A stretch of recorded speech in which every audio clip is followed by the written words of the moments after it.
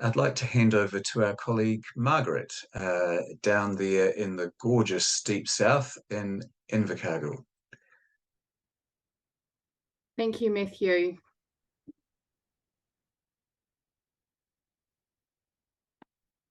Tēnā koutou, everybody, from Murahuku, Southland.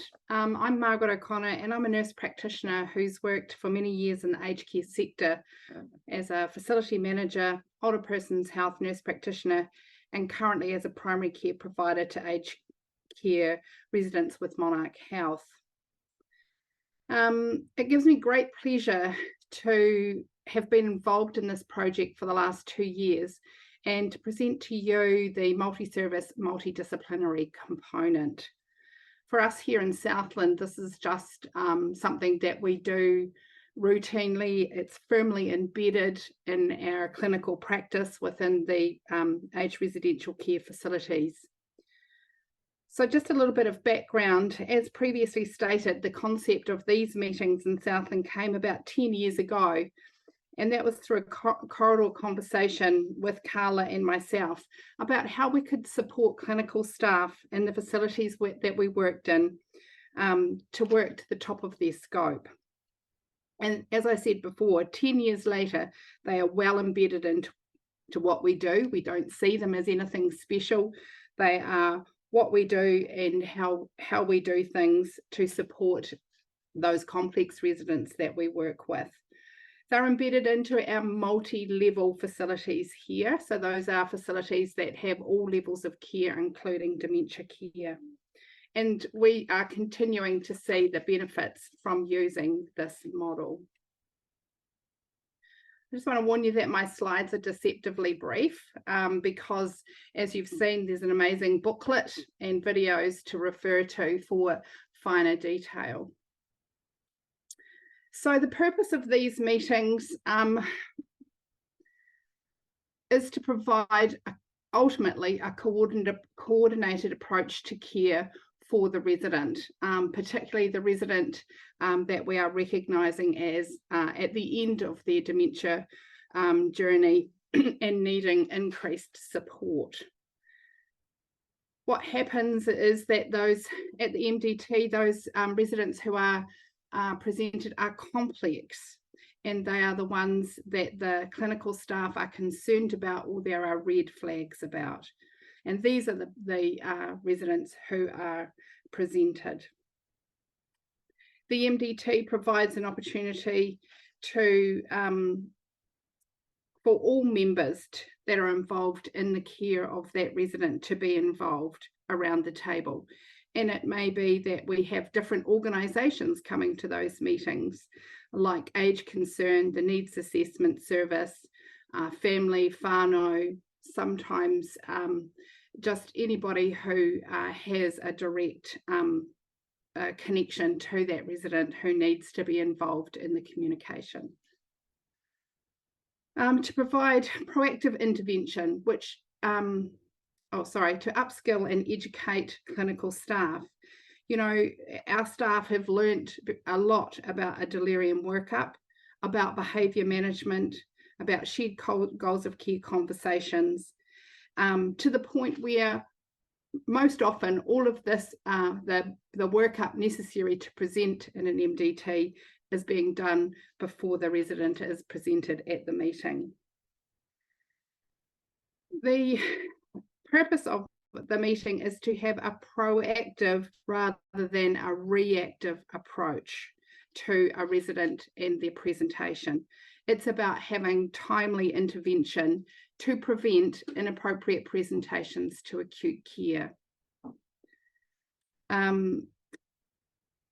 Another purpose was to decrease the specialist staff workload.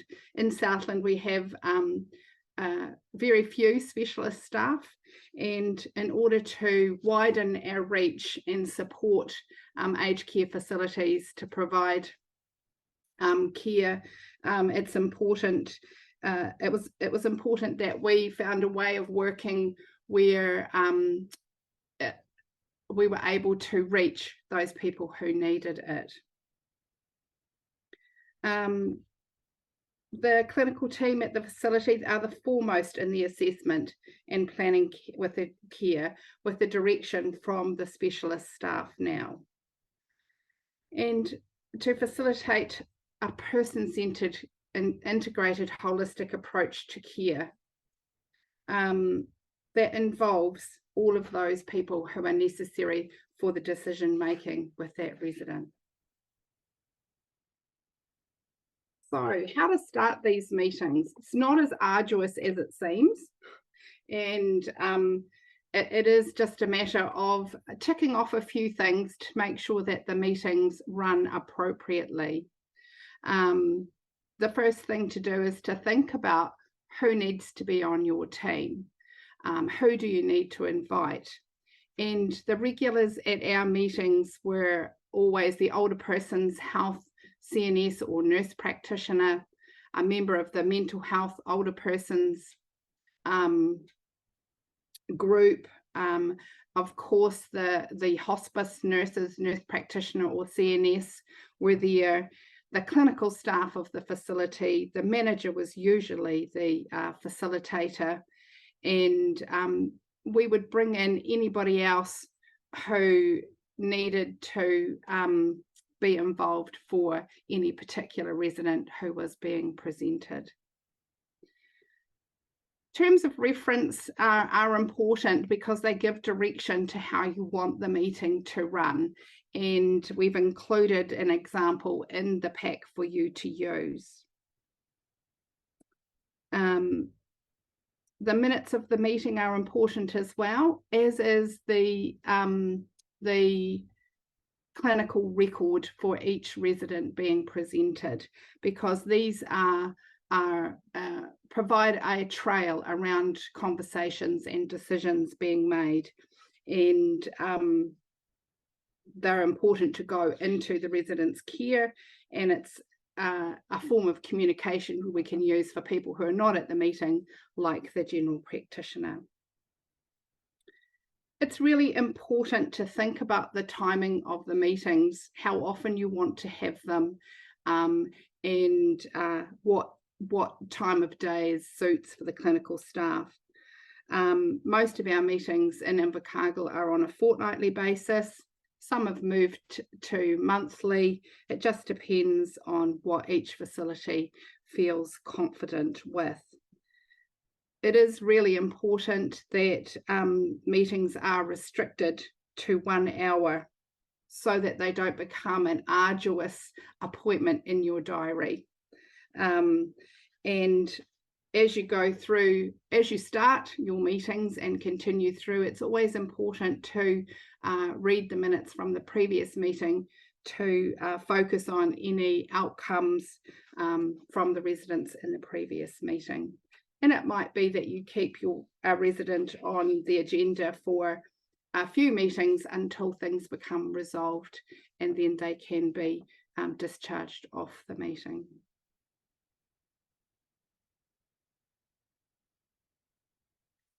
So just to think about the outcomes pretty much of the MDT meetings.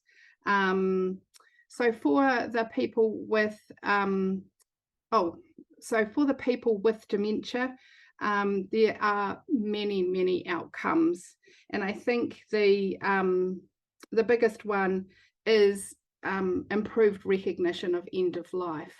On the checklist for what we discuss with each resident, we do look at whether they have shared goals of care and what their wishes were for end of life. But it's important that we as a group recognise that the presentation that we're seeing is about whether or not their dementia journey is coming to an end. It is important that we think about whether there is anything in their presentation that is reversible, so that we can ultimately promote comfort and treat anything that is reversible. So as I spoke before, it is about the planning for end of life, and we use the shared goals of care for that to guide our interventions for that resident, but also talk about the implementation of te ara whakapuri for end-of-life care. The other thing is thinking about non-pharmacological management for our people with dementia. And it's really important that we think about things that would enhance our resident and their whānau's end-of-life journey. So the last one here we found was really important, that our residents are cared for appropriately in their home and not transferred to acute care. And we have been collecting statistics now since 2016-17 that prove very clearly that these MDT meetings and the associated things that happen with them, like shared goals of care and te ara whakapuri, have indeed increased hospital presentations here in Southland. And the big thing, of course, for people with dementia is that there is improved communication, not with them or with their legal representative, their whānau, and of course the clinical staff that are caring for them.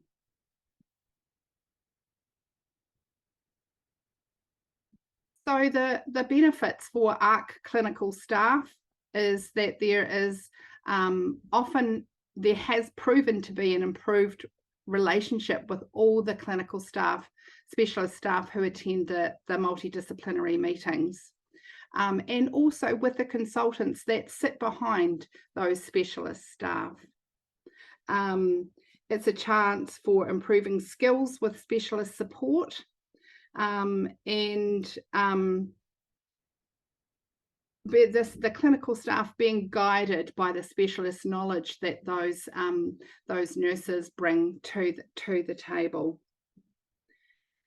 MDT meetings also provide an opportunity for debriefing or reflection around complex patients and the issues that they've had, and often how the death of that resident has been. And in the minutes of the meetings, we do record hospitalizations and reasons for hospitalization. And we also do talk about those people who have died and was there any issues with their death. So it's a good quality improvement initiative. And many of our facilities are going on to use the information that comes from these meetings to gain CIs at audit time. And also, as Jane said in her presentation, it is about minimising complaints because we have a high level of communication, and the staff, the clinical staff in the facilities are well informed and are able to discuss plans and interventions with those people who matter.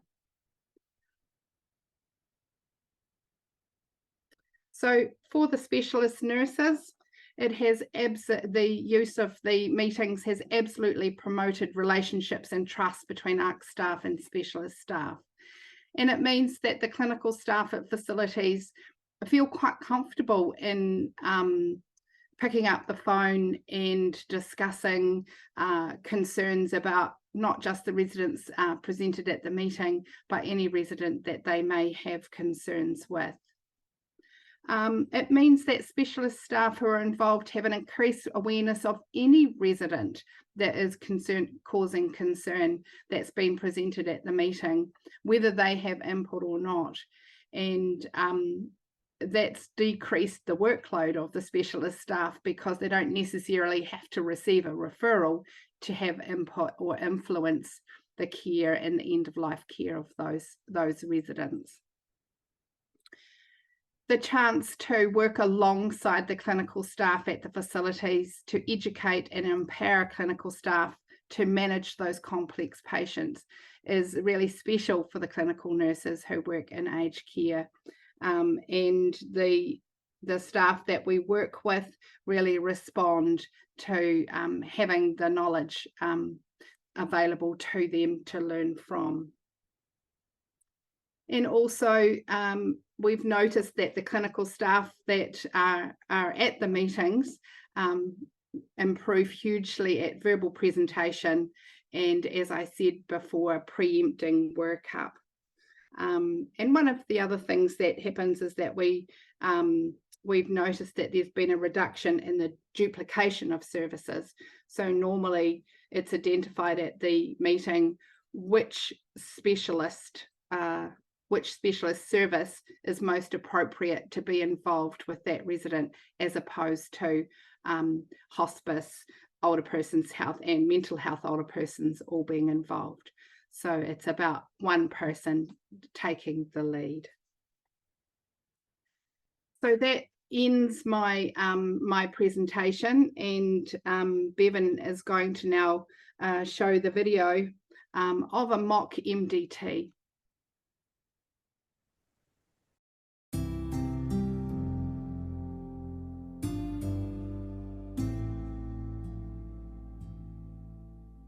Planning an MDT meeting takes time to organise, but it saves exponentially more time in the long run. This is a process well worth the upfront effort. Members of the meeting can attend in person or via whatever technology your facility uses, whether that be Microsoft Teams or Zoom, for example. Just use whatever technology your people are most comfortable with.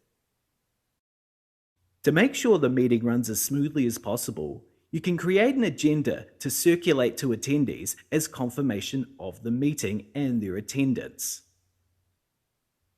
In your MDT workbook, you will find a copy of a template for an MDT agenda that you can use to make things a bit easier. Make sure to add a list of other team members that you think will be valuable in these discussions. For example, the general practitioner, a practice nurse, any Māori health providers that are involved, psychologists, physiotherapists, and district nurses. Just remember that a team member may join only for one specific case, hence the importance of making sure that your meeting runs to its schedule. Good morning. Thank you for coming to our fortnightly multidisciplinary meeting. For the minutes, can we please go around the table and introduce yourself and your role? Hi, I'm Joy, registered nurse, clinical manager at P7. I'm Lisa, nurse practitioner from hospice. I'm Bronwyn, registered nurse for mental health older persons. Margaret, nurse practitioner from Older Persons Health. Julie, registered nurse, clinical manager for dementia services here at P7.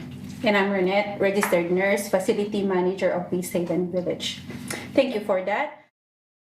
Before the meeting starts, it is essential that you confirm the aged residential care registered nurse who scheduled the case for review presents a summary to everyone. The registered nurse will have assessed the person and needs to arrive prepared to answer questions from the other team members. The registered nurse can use the following template in their preparations. This template can also be found in the MDT workbook. Do you have any matters arising from the residents previously discussed? No. Okay. Good. Today, Julie will present one of her gentlemen in the dementia unit. Julie. Thank you. So today I'm going to present John Doe. He's one of my gentlemen. He's 84 years old, married, and has a very supportive family. He was a dairy farmer, has a medical history of osteoarthritis in his knees, chronic heart failure, and advanced dementia. The heart failure results in his left lower leg often having +1 pitting edema. He has compression socks but often takes them off. The osteoarthritis can lead to bouts of restlessness and aggression, and due to him being a past farmer, he feels the need to be on the go most of the time, day and night. He's now sleeping more during the day, as well as the night, and becoming increasingly weak. Some days he's having 8 falls. He's having difficulty taking his oral medications now due to problems with his swallowing. This is also worse when he's tired. There is a checklist on the second page of your MDT summary sheet that you can find in the MDT workbook. This checklist will help ensure that all the required discussion points you want to cover are included in your meeting. He's been given the PRN morphine elixir as needed for pain, but we're worried about his deterioration and his difficulty in taking his oral medications, and this might be contributing to an increase in restlessness, aggression and his falls. Yeah, for 8 falls in a day is a lot, isn't it, Julie? Shall we just see if we've got an underlying delirium at all for this man? So he's not constipated, No. And so he hasn't had, and last had a urine culture done back in May of last year, so it's not prone to urine infections. No. And his bloods, his thyroid's okay, renal function's okay, liver function's okay. Check any radiology scan results to see if there is anything from these that might be contributing to symptoms. Is there any recent radiology, any x-rays or scans? I don't think he's had anything done since he's been in the unit. I think all the scans and x-rays and things were done prior to him coming in. Okay. Yeah, the last one's on here is 2015, so Okay. yeah. Are you thinking from an I'm just thinking osteoarthritis point of view? yeah, you say his knees are painful, that's where Yes. he feels it most, and, Yeah. and I gather that's, is there anything else indicated on the... No, these are both abdomens. Oh, okay, that's very helpful. Julie, just in regards to his food and fluid, and he's a man that's on the move, obviously, how is his actual appetite? What is it that you can do to help him with that? Well, he's actually lost 6 kilograms this month. He's gone down from 58 to 52, and that's because he's too busy, because when he was on the farm he was always busy. Yeah. We can get him to sit down and eat a good breakfast, but we just have to keep snacks ready for him on the go when he's busy. Yeah. He does drink well though. Great. Well, that's perfect. What about his teeth? Because we know that sometimes they can't identify that they've got tooth pain and it is something that's easily missed. So his own teeth? Yeah, he's got his own okay. teeth, and he was seen by the mobile dental clinic in February. Oh, okay. They had no concerns. Right, perfect. Okay, that's great. Check the person's OBS records and see if there is any indication as to what might be causing some symptoms. Consider what side effects might be arising because of the person's medication. For example, is their blood pressure medication leading to an increase in confusion? Small changes can have surprisingly large impacts. What's his OBS like? His latest OBS, his temperature is 36.8, heart rate 72 irregular, rest rate 22, SpO2 96 on room air, blood pressure 96/62, and BGL 4.8. Oh, his blood pressure's a bit of a concern, isn't it? He's quite hypotensive. Consider whether or not the person has any unmanaged pain. Pain that is being missed may lead to increased aggression. Also, it would pay to ask, are there any non-pharmacological interventions that could help? Yeah. And I was just going to ask a bit more about the pain too, Julie. So you're using, what pain measures are you using? The pain aid or Yes, Epipain pain still? Okay, yeah. And how's he rating? About 4 out of 5. Okay. And he's got PRN morphine elixir, and how much is he using and how often? 2.5 milligrams every 2 to 3 hours. Okay, and is that helping? Not really. Okay, and his pain is where? In his knees and his legs. Okay, and is there any times it's worse than others? When he's moving around. Okay, right. Yeah. Yeah, have you got physio assessment for his mobility and falls? No, but I can put a referral through. Oh, yeah. Yeah, Cool. that'd be good. Yeah. And I'm just thinking with the morphine, it might be quite good to maybe use a 5 milligram dose. You've got it charted 2.5 to 5, so if 2.5 is not working, maybe 5. Okay. And using it a bit more regularly, especially the times where he, during the day, if he's moving around more. Okay. And we could have a look at that with you, give it a couple of days and see how much he's needing. Maybe look at introducing a long-acting pain relief, like a Meslon. Great, thank you. Given all that you have discussed, it might be time to start considering whether the person is in terminal delirium or suffering from restlessness. Consider the following when identifying that a person is in the final phase of their dementia journey. A person may develop distress, perhaps as a result of hallucinations or misinterpretations. The person may be restless, grabbing at things or picking at things. The person may find it harder to comprehend even just one-word instructions. Try to identify what their unmet need is. It is important to consider person-centered options like music they know, or weighted animals, or something comforting like a hand massage or a foot massage. Think about what the person's history is and how that can be incorporated into their current needs. The gentleman discussed in the video clip was a farmer, so he may still want to walk if possible and might need extra assistance to do this. Provide regular input to address changing needs. The person may benefit from people sitting next to them, especially family and whānau. Are there wairua or religious needs that need to be accounted for? Support the family with some of these suggestions so they can provide the support. This final stage may occur for a number of weeks before the person enters their very final dying stage. It certainly sounds like he's deteriorating, isn't it? Mm-hmm. Yeah. Is there any cultural or spiritual needs for this man, Julie? No, the family seem to take care of all of his spiritual and cultural needs. Yeah. And also, just on that with his family, his enduring power of attorney will be activated. Yes. And the wife holds that. Yes. That's great. So just keeping her involved with all of this is great as well, or important anyway. Preemptive mechanisms for comfort means that the aged residential care facility can plan to have medications ready when needed. Work with your GP and the Te Aka Whakapiri prescribing guidelines to organise these mechanisms.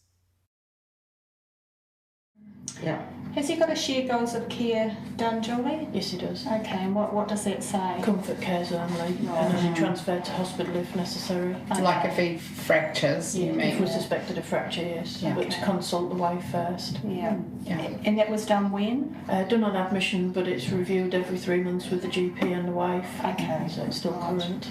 Yeah. It's good. Good to know. It just sounds very much like this man is nearing the end of his dementia journey, isn't it? Yeah. And I think we all need to be mindful in supporting family and staff to manage. Because dementia is a palliative condition, people do die at the end stage of dementia. So it's important to recognise that and maybe have some plans in place. So, the fact that he is getting more frail in time and starting to have difficulty with medications at times too, it might be quite helpful to have some preemptive subcutaneous medications in place for comfort if needed in the future as well.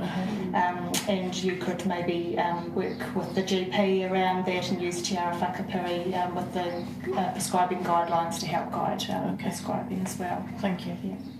At the end of the meeting, the aged residential care registered nurse will sum everything up and record the information in the MDT summary sheet. Like the other forms that have been presented here, you can find a template of this summary sheet in your MDT workbook. There should be 3 copies of the MDT summary sheet. One for the person's file, one for the person's GP, and one for whānau to facilitate further discussion. Yeah. I want to sum up, right? Yeah, well, thank you so much. Sounds like Mr. John Doe has a progression of dementia journey and is approaching end of life. So just to sum up and just to clarify, Julie will do a referral to the GP to do a blood test, MSU, review long-acting pain for our long-acting pain relief, review his furosemide and candesartan, review his antipsychotics, the risperidone and escitalopram, and we'll do a referral to the physio regarding fall and decreased mobility. We'll also do a 3-day, twice-a-day blood pressure monitoring, and we'll invite the family to the next MDT meeting so they are fully informed and have the opportunity to discuss the RFA period if needed. Yeah. Is that You're going to discuss with Dr. Ellen too? Absolutely, yeah, the risperidone and the escitalopram. Yeah. Is there anything else that you want to add, Julie? No, thank you. Thank you all for your input and care to Mr. John Doe. We'll meet again in 2 weeks' time. Thank you. Just thank you very much, Margaret, for introducing us to that second part of the suite of tools that are being promoted here. Obviously, the attention and much of what you said was mainly on how the interdisciplinary meeting could work in an aged residential care setting. What are your thoughts about those people who might be approaching the end of their life with dementia but are actually living at home? And we know that that's not the majority, but it's in a very important group.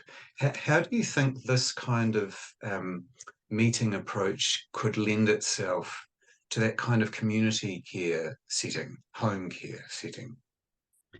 That's a really good question, Matthew, and it was one I had a few years ago, to the point where we did run a pilot study using a local healthcare agency, and exactly in the same format around identifying and bringing their complex patients that they were concerned about, and a specialist team helping them to assess and plan interventions to promote a better quality of life and end of life.